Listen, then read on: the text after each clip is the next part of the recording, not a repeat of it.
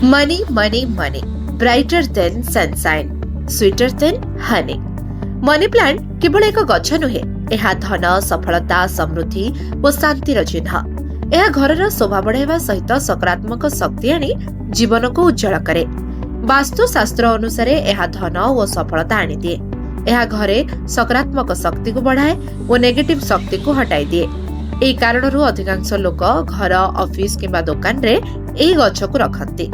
तेज मानसिक शांति और धनागम दुईटी रे उन्नति आनी थाए बोली यह विश्वास करा जाए।